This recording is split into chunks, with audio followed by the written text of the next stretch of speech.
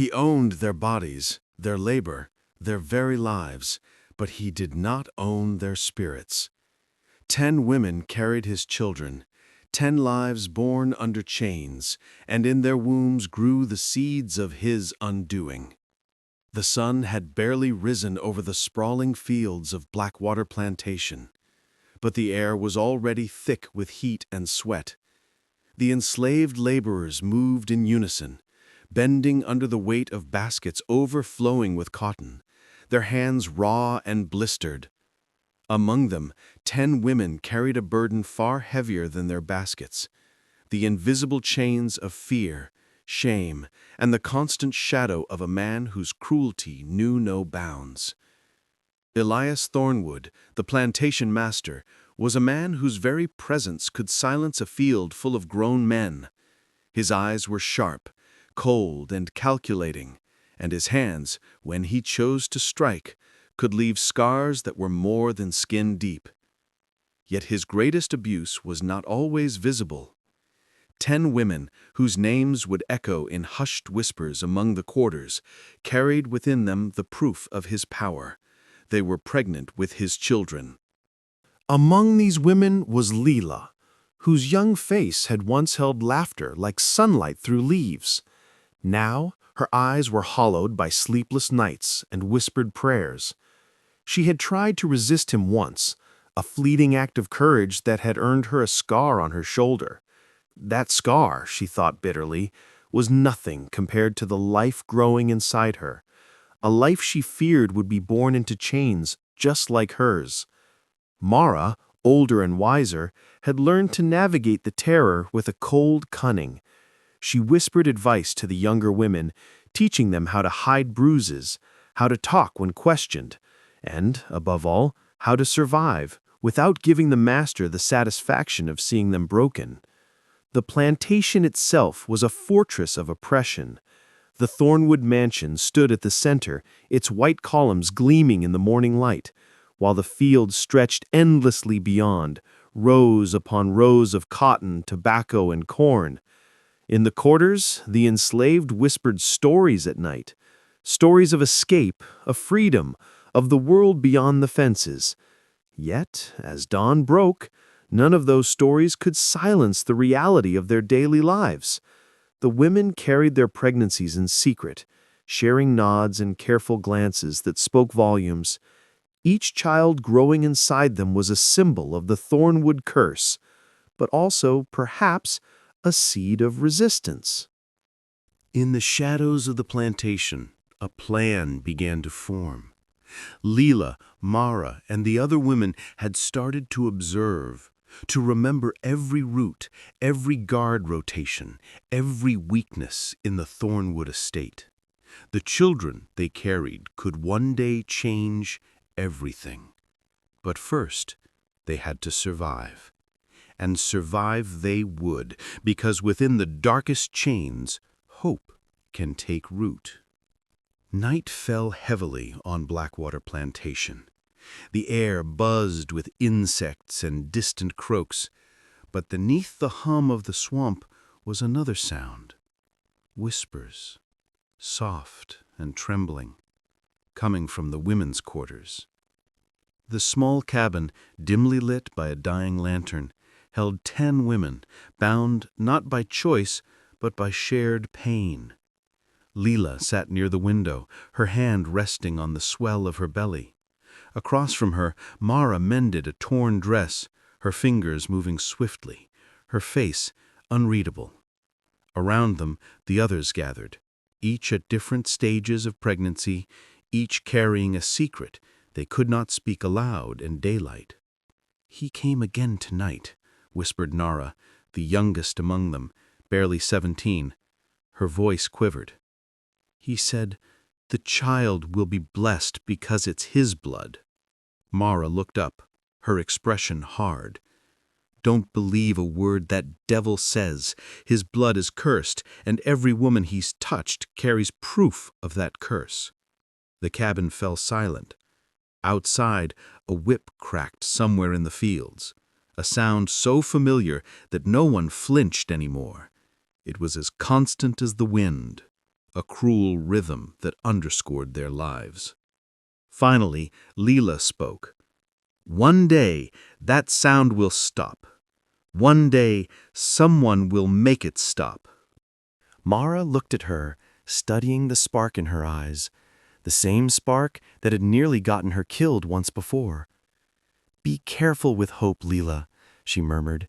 "It's the one thing they can't take from us, but it's also what hurts the most when it breaks." Still, the women kept whispering. They talked about freedom, about the North, about the rumors of people who had escaped through the swamps and made it to safe houses. They dreamed in fragments, fragile and bright. Unbeknownst to them, one man heard their whispers from the shadows outside. His name was Samuel, one of the field hands, strong, quiet, and haunted. He had seen the master's cruelty more times than he could count. He had buried brothers and sisters, and his back carried scars like old roots. But tonight he was listening to something different, something dangerous. Hope. Samuel stepped closer, careful not to be seen. When the women's whispers quieted, he slipped away into the darkness, toward the barn where a few trusted men waited. Inside, his voice was low but steady. "It's time," he said. "The women carry his blood now. If the master won't fall by our hands, he'll fall by his own." They exchanged grim looks. Plans had been made in fragments for years, half-formed dreams of revolt crushed by fear. But now, something was different. The master had sown his own destruction, and the women bore the proof of it. Back in the mansion, Elias Thornwood sat by his grand piano, sipping brandy. His wife, long broken by grief and silence, sat in another room, pretending not to hear the cries that sometimes came from the quarters. He was proud of his line, proud of the children that would, in his mind, serve as proof of his dominance. But pride has a way of blinding men, and as the night deepened, 10 unborn lives turned beneath the same moon, their tiny hearts beating in unison, a rhythm of resistance that would one day shake the plantation to its roots.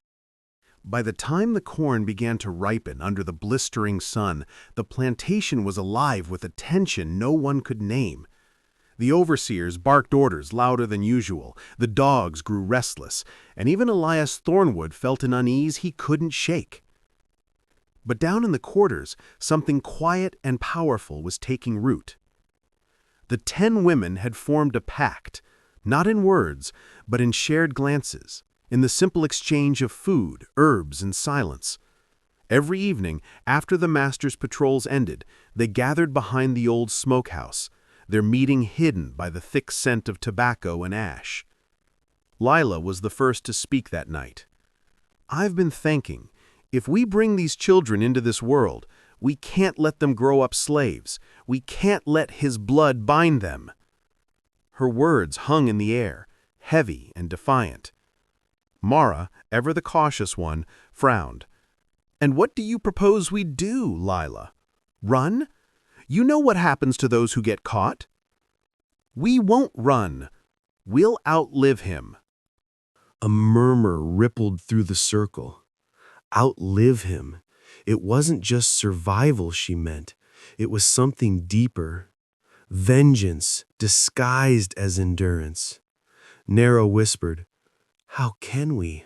He owns everything, even our names." "No," Leela said softly. "He doesn't own what's inside us. He doesn't own what's coming." The women exchanged glances. It wasn't much, but it was a beginning. From that night on, their small acts of defiance began.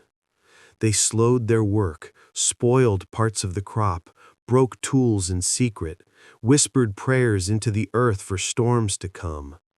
And sometimes storms did come, thick and wild, flooding the fields and rotting the cotton. The overseers cursed their luck, but the women smiled quietly, knowing that even nature seemed to hear them. Meanwhile, Samuel became their unseen guardian. He would linger near the cabins after nightfall, ensuring no overseer slipped in to harm them. He brought them bits of food, herbs for the swelling feet and aching backs, and once a small, dull knife. For protection, he said simply, pressing it into Leela's hand. Her fingers trembled as she took it. "Samuel, if they find this—" "They won't," he said. "You'll keep it hidden, and if the day comes when you need it, you'll know." The knife became a symbol, passed secretly from woman to woman, never staying in one place for long. It was small, rusted, barely sharp enough to cut rope, but to them it was freedom made metal. As the months passed, Elias Thornwood grew suspicious. He noticed the way the women avoided his eyes, the way whispers stopped when he entered a room. He sensed something shifting, something he could not control.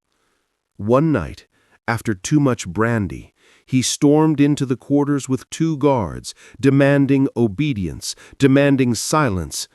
But the women did not cry that night. They stood together, back straight, eyes locked on him, not in defiance, but in a chilling kind of calm. He raised his whip, furious at their stillness, but for the first time in his life, Elias Thornwood hesitated. Something in their gaze made him step back, something ancient and unstoppable. He left without a word, though his hand shook as he poured another drink in his study later that night. Up in their cabin, Leela whispered, "He's afraid." Mara shook her head. "Not yet, but he will be." The 10 women sat in silence, the dull knife glinting faintly in the lantern light, as thunder rolled over the horizon. Outside, the wind began to stir the fields, bending the cotton as if bowing to something unseen, something coming. The first child was born on a night when lightning split the sky in 2. Lila screamed into a cloth to hide her cries, sweat beading on her forehead as Mara held her hand tight. The air smelled of rain and iron, and thunder rolled like distant drums. When the final cry came, a sound sharp and small and alive, every woman in the cabin froze. A baby boy. His skin was light brown, his eyes startlingly gray. Mara wrapped him quickly, whispering prayers under her breath. "Welcome, little one. You are born of fire and storm." They named him Eliam, though they would never dare speak it aloud near the mansion. Over the months that followed, 9 more children were born, boys and girls with eyes of every shade, with hair that curled like the women's, and faces that mirrored the man who had enslaved them. Each birth came with both joy and pain, with the quiet fear that any one of them could be taken away. Elias Thornwood called them his legacy. He would walk among the cabins, inspecting them like possessions, lifting chins, measuring strength. "They'll make fine workers," he'd say. "My blood makes them stronger." But inside he was uneasy.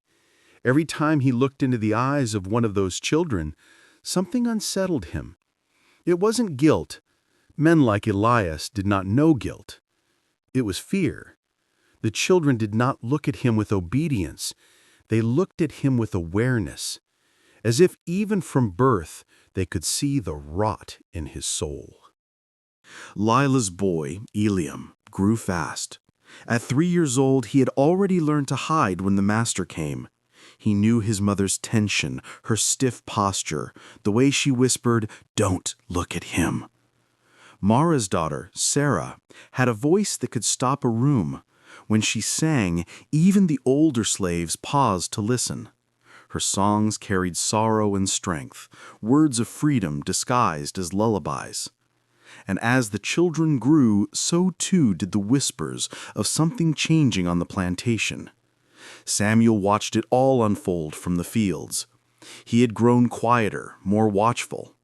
The overseers spoke of rumors, of uprisings on neighboring estates, of masters found dead in their own houses.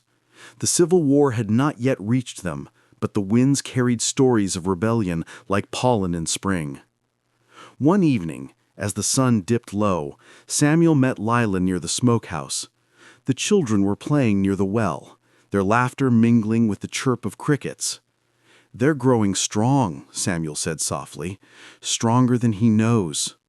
Lila nodded. "He thinks they belong to him, but they belong to no one."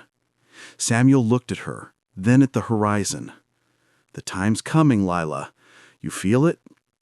She hesitated. "Yes, but I'm afraid. Not for me, for them." He nodded.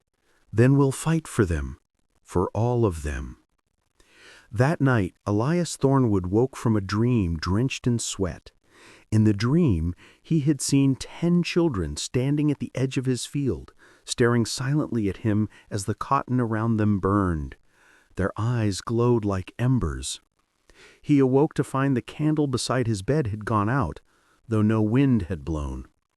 By morning, he had doubled the patrols and locked the women's quarters after dusk, but the locks meant little. The children had learned to slip through cracks, to hide, to listen. And one night, Sarah, the girl with the voice like honey and steel, began to hum a new tune by the well. The melody drifted through the fields, strange and haunting. The others picked it up, women, men, even children, a song of freedom, sung so softly that the wind carried it instead of the ears of guards. It was a song about the day the master would fall. And as Elias Thornwood stood on his veranda, listening to that strange low melody floating through the night, a chill ran through him. He didn't know the words, but the land did. The land that had drunk the blood of the enslaved was beginning to hum back. The air on the night of the uprising was unnaturally still. Even the crickets seemed to sense what was coming. In the cabins, women moved silently, wrapping babies in cloth, gathering herbs, and clutching the few things that mattered: a comb, a locket, a handful of seeds. Leela stood by the doorway, her son Eliam now 5 years old, his gray eyes wide with the kind of wisdom that children shouldn't have. "Stay close to me," she whispered. "No matter what happens, don't let go." Mara moved through the shadows, her face streaked with sweat and ash. The dull knife, the same one Samuel had given them years ago, was tucked into her waistband. It was no longer a symbol. Tonight, it was a promise. Outside, Samuel and 6 other men from the fields gathered near the barn. Their torches were unlit, but their hands trembled with purpose. The sky above was thick with clouds, heavy and dark. "Once the bell rings," Samuel said, "we move. Get the women to the river. Burn what you can't carry." Leela appeared beside him. "What about the master?" Samuel's eyes hardened. "He won't see another sunrise." Across the plantation, Elias Thornwood sat alone in his study. His wife had long since fled to her sister's estate. The mirrors in the room were covered with sheets. He'd ordered it himself. He couldn't stand the reflection staring back at him anymore. For weeks he'd been haunted by strange happenings, tools missing, whispers in the wind, footsteps where none should be, and the song, the one that drifted at night from the fields. He could almost hear it now, faintly through the shutters. A song about fire, about freedom. He poured himself another drink, but his hand shook. "Ungrateful devils, every one of them owes me their life." Outside, thunder rumbled. Then clang! The iron bell from the old smokehouse rang out, once, twice, then continuously, echoing through the night like a war cry. The fields exploded into motion, torches ignited, lighting the rows of cotton in orange flame. The overseers shouted, dogs barked, gunfire cracked through the air, but it was too late. The slaves of Blackwater Plantation had risen. Lila ran through the smoke with Eliam in her arms, coughing but moving fast. Mara was beside her, leading 3 other women toward the river path. Behind them, the barns burned bright, and Samuel fought like a man possessed, silent, precise, unyielding. By the time Elias Thornwood emerged from his mansion, clutching his pistol, the world he had built was burning around him. His fields, his barns, his fortune, all turned to smoke. He stumbled through the chaos, shouting, "You'll all hang for this! You'll all—" A figure stepped out of the flames. Samuel. His face glistened with soot and sweat, his eyes cold as iron. "You built your house on our backs," Samuel said. "Now it burns with your sins." Thornwood aimed his pistol, but before he could pull the trigger, a figure moved behind him. Lila. She swung the dull knife with both hands. The blade caught the moonlight once before it sank into his side. Elias Thornwood gasped, his eyes wide with disbelief. For the first time in his life, he looked at one of his slaves not with dominance, but with fear. "You can't kill me. You'll never be free." Lila's voice was calm. "We were never yours to own." He fell to his knees, choking on his own breath, the firelight flickering in his gray eyes, the same gray eyes he had forced upon her son. When he collapsed, the earth seemed to exhale. The mansion caught fire minutes later. Its white columns cracked. Its grand piano melted into ash. By dawn, nothing remained of Thornwood's empire but smoking ruins and a river trail leading north. The women and children crossed the swamp with Samuel's group. The road was long, filled with danger, but their spirits were fierce. The children, the 10 born of chains, walked with quiet pride. They carried with them no master's name, no master's mark. Only one truth passed from their mother's lips. "We came from fire, and we will not burn again." The world after the fire was quiet, too quiet. For days they traveled through the thick marshlands, feet sinking into mud, swatting mosquitoes, the smell of smoke still clinging to their hair and clothes. Behind them, the plantation burned for 3 full nights, its flames visible from miles away. Lila led the group, her son Eliam pressed close to her side. Mara walked behind, steady and silent, carrying little Sarah on her hip. Samuel brought up the rear, his eyes scanning the horizon, his hand always near the knife that had saved them. They had no map, no compass, only the stories of those who had escaped before. Tales of safe houses hidden in the woods, of kind strangers who offered bread and shelter, of a secret trail that led north to freedom. By the 5th day, hunger gnawed at their bellies, and fear returned like a shadow. The children were tired, their small feet blistered, but no one complained. They all knew there was no turning back. That night they found shelter under the thick canopy of cypress trees.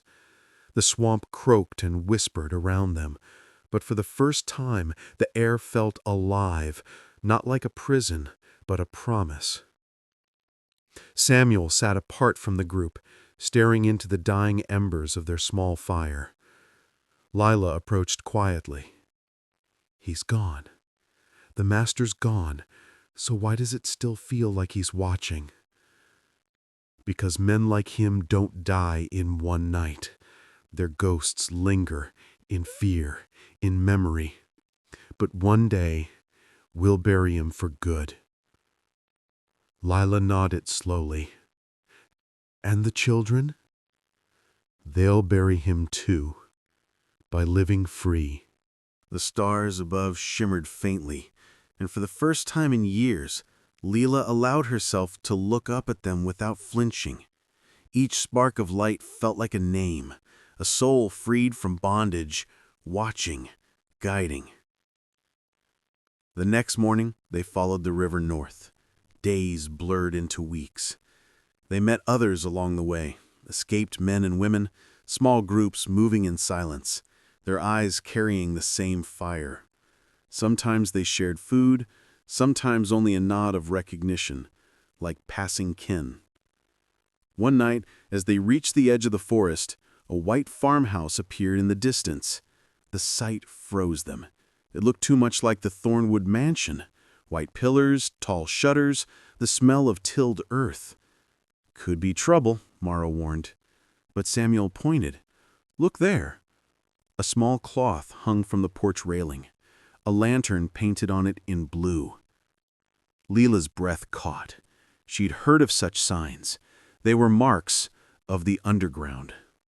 They approached cautiously, and before dawn, the door opened. An elderly woman stood there, her hair gray, her face kind but lined with sorrow. "You're safe here," she said softly. "Come in. The Lord's house has many rooms." They slept for the first time without fear. They ate bread and stew until tears filled their eyes. And when morning came, the woman pressed Samuel's hand and whispered, "There are wagons heading north tomorrow. You'll ride hidden, under grain sacks. By week's end, you'll be across the state line." She paused, then looked at the children. "You've done something mighty. The fire you lit will travel further than you can imagine." And she was right. Months later, in a small village in the north, Leela and Mara stood side by side in front of a modest wooden cabin. Snow fell lightly, melting on their shoulders. Their children played in the yard, free, laughing, chasing each other through the frost. Iliam ran up to his mother, a handful of snow clutched in his fist. "Mama, look! It's like the sky fell down." Leela smiled and knelt to his height. "No, baby, that's heaven's way of saying we made it." Behind them, Samuel was fixing the doorframe, his breath visible in the cold. When he looked up, Leela caught his eye, and for the first time there was no shadow between them, only quiet gratitude and something that felt like peace. At night, when the cabin was still, Leela sat by the fire with the others. Mara began to hum the old song again, the one they used to sing in the fields. But this time, it sounded different. No longer a lament. Now, it was a hymn of victory. The children listened, their small faces glowing in the firelight, and as the song filled the room, something shifted. The pain, the scars, the memories, they didn't vanish, but they became stories now. Stories that would be told again and again. Because in the ashes of Thornwood Plantation, a new generation had risen. They were the proof that cruelty could not kill hope, that blood could carry both pain and power, that 10 enslaved women had turned their suffering into freedom.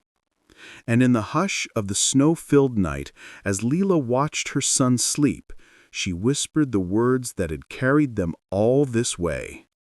"We came from fire, and now we are the dawn." 20 years passed.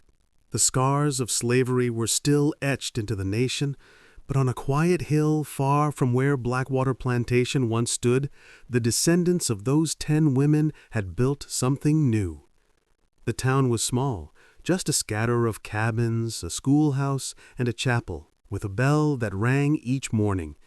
They called it New Thorn, not in honor of the master, but to reclaim his name. What had once symbolized pain now stood for resilience. Lila's son, Eliam, was a grown man now, a teacher.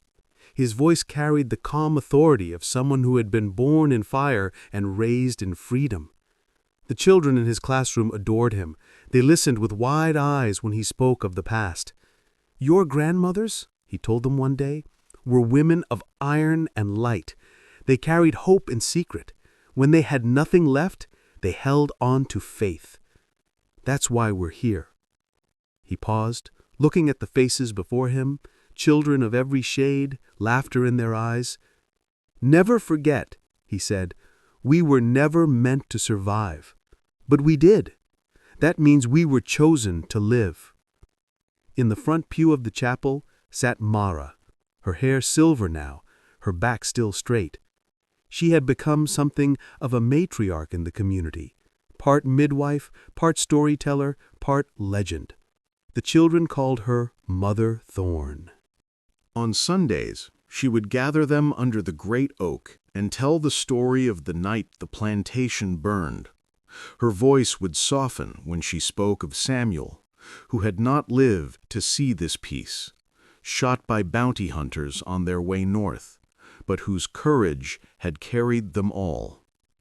"He didn't die in vain," Mara would say, her eyes glistening. "He died free." Lila, too, had grown old with grace.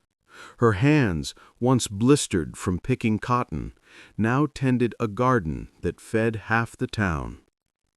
She often stood at the edge of the field at dusk, the same way she used to stand at the edge of the plantation fence years ago. But this time, when she looked out, she saw no overseers, no chains, only her son's laughter and the wind moving through the wheat like a gentle sea. Sometimes at night she still dreamed of the old house, the white pillars crumbling, the sound of thunder as it fell. She dreamed of Elias Thornwood's face, not in vengeance, but in sorrow. She wondered if in his final moments he had realized that cruelty could never build a legacy, that only love could. One evening, as the sun dipped behind the hills, Eliam joined her in the garden. "Mama," he said, his voice soft, "they want to build a monument for the ones who came before us." Lila looked up from the soil, smiling faintly. "A monument?" "Yes, something to remind them what we overcame." She thought for a long time before answering. "Then don't build it of stone. Build it in the children. Teach them the songs.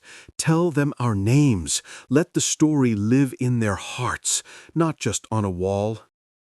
Eliam nodded slowly, tears shining in his eyes. That night, as the town gathered around a bonfire, the old song rose again, Sarah leading it, her voice clear and strong.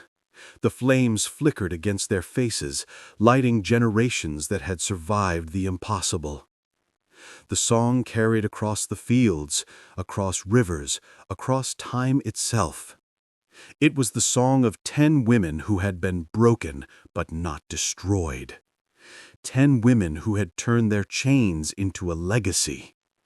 10 children born in darkness who brought light to a world that had denied them.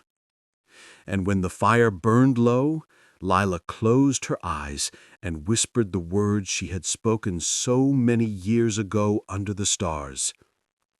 "We came from fire, and we became the dawn."